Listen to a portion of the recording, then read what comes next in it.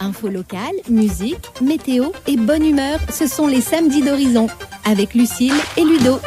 L'association Les Décalés organise pour la 9e année le festival du jeu au cœur de la ville de Barentin.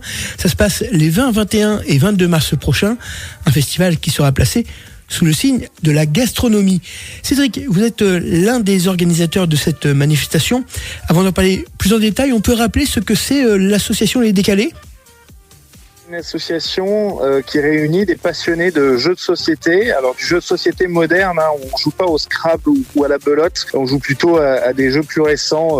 Peut-être que certains d'entre vous parlent, Seven Wonders, Catan, Carcassonne, ce type de jeux de société. On se réunit tous les vendredis soirs à la maison citoyenne de Barentin, donc c'est sous le viaduc. À partir de 20h, on est une quarantaine à se réunir. On a également une ludothèque, donc nos adhérents peuvent emprunter des jeux de l'association. On a des grands classiques, on essaie de suivre les nouveautés, donc on est vraiment focalisé autour du jeu de société moderne pour adultes plutôt. Et Les Décalés, c'est aussi une association qui organise pour la 9e année maintenant le festival du jeu de Barentin. On est plus de 1000 visiteurs sur les éditions précédentes, on espère faire au moins aussi bien cette année, donc c'est les 20, 21 et 22 mars en plein centre-ville de Barentin, puisque le point d'entrée principal c'est le théâtre Mondori, et puis après on a des espaces justement à la maison citoyenne et puis à la salle Léo Lagrange. Chaque année, on a un public nombreux qui vient s'amuser, découvrir des jeux, découvrir aussi des activités, on va dire, des tournois, etc. Donc,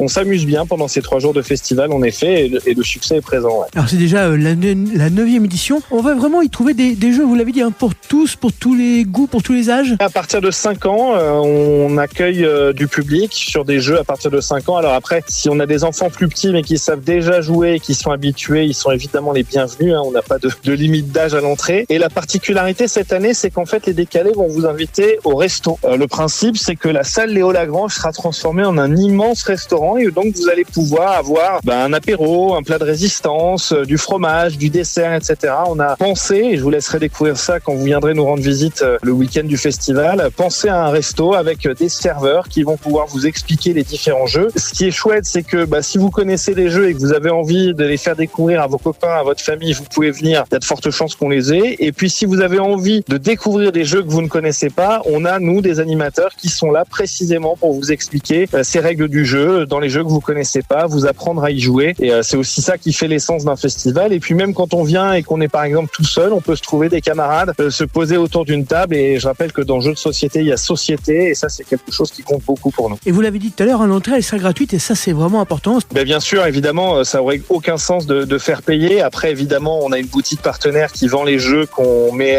à disposition dans le festival. Donc, si un jeu vous a plu, on vous recommande chaudement d'aller à la boutique pour l'acheter directement sur le festival. On a une buvette qui sera disponible sur place. Là, évidemment, ça n'est pas gratuit, mais l'entrée au festival en tant que tel, l'accès aux boîtes de jeux, l'accès aux animateurs, aux explications des règles, aux différentes activités. On a des tournois de jeux de société, par exemple, qui sont organisés. Tout ça, c'est évidemment gratuit. Il y a un seul truc qui est payant, c'est le vendredi soir. On a un tournoi d'un jeu de cartes à collectionner qui s'appelle Rift Band, et ça pour le coup c'est payant, mais les joueurs de ce type de jeu de cartes à collectionner sont habitués en fait à avoir une participation aux frais pour participer à ce type de tournoi. Sinon pour le reste tout est gratuit en effet. Cédric, merci de nous avoir accordé quelques minutes ce matin. Bon courage à vous et puis bon jeu à Barentin. Merci à vous et on espère vous voir nombreux à Léo et à Mondori et 20, 21 et 22 mars. À bientôt, au revoir. Merci.